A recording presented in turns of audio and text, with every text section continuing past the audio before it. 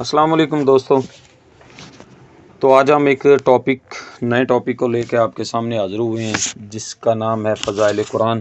اصل اس کا مقصد یہی ہے کہ ہم انٹرنیٹ کے دور میں ایسے پڑھ گئے ہیں، موبائل پہ ٹائم ہی نہیں ہے ہمارے پاس کہ قرآن پڑھ سکیں یا قرآن کے فضائل پڑھ سکیں. تو بالکل یہ صحیح بات نہیں ہے. اگر آپ نہیں پڑھتے ہیں تو بھائی پلیز، ہم مسلمان ہیں، قرآن پڑھا کریں، تھوڑا پڑھیں جتنا آپ سے پڑھا جاتا ہے. اٹھیں صبح فجر کی نماز پڑھیں، نماز پڑھنے کے بعد آپ قرآن پڑھیں. اور قرآن شریف کے فضائل کے بارے میں ایک چھوٹی سی ویڈیو لے کے حاضر ہوا ہوں. تو آپ نے اس ویڈیو کو بالکل سکپ نہیں کرنا ہے، پوری سنیں، انشاءاللہ فائدہ ہوگا. تو اللہ پاک سے دعا ہے کہ مجھے صحیح بیان کرنے کی اور آپ کو سننے کی اور ہمیں اس پہ عمل کرنے کی توفیق عطا فرمائے. تو بنا ٹائم ضائع بڑھتے ہیں فضائل قرآن شریف کی طرف.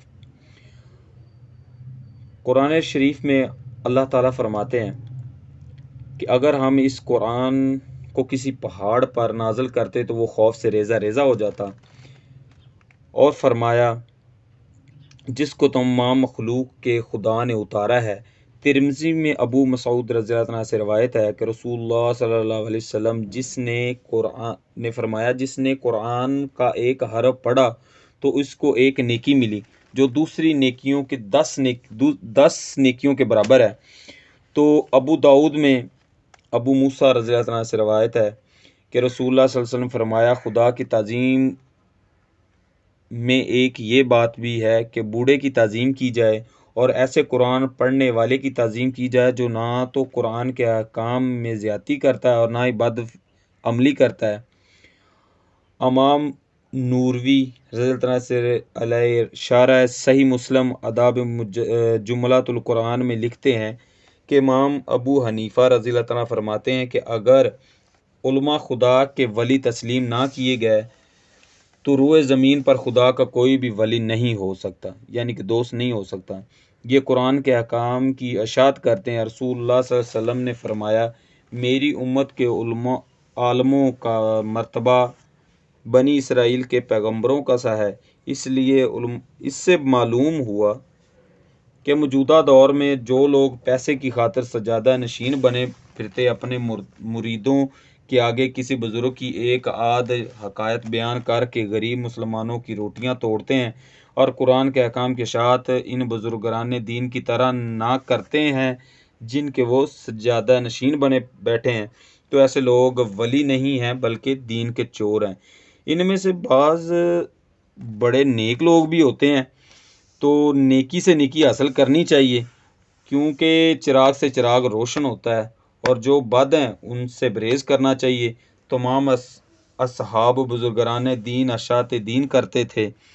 بخاری میں ہے کہ رسول اللہ صلی اللہ علیہ وسلم نے فرمایا کہ میری طرف سے ہر ایک حکم کو لوگوں تک پہنچاؤ کہ اگر تم نے میرا ایک حکم کسی کے آگے بیان کیا اور اس نے اس پر عمل کیا تو وہ زمین کے خزانوں میں سے تمہارے لیے بہتر ثابت ہوگا. بخاری و مسلم میں روایت ہے کہ رسول اللہ صلی اللہ علیہ وسلم بذات خود بازاروں میں کھڑے ہو کر قرآن اور احکام قرآن موافق اور مخالف لوگوں کے آگے بیان فرماتے تھے. اور جب کفار نے آپ صلی اللہ علیہ وسلم کے خلاف جنگ کی تو 19 لڑائیوں میں اسلامی لشکر کا انتظام اور کمان اپنے ہاتھ میں لے کر لڑے. تمام صحابہ رضی اللہ تعالیٰ عنہم اور علماء کا اتفاق ہے کہ فرائض کے بعد قرآن کی تلاوت تمام وظائف سے بہتر ہے.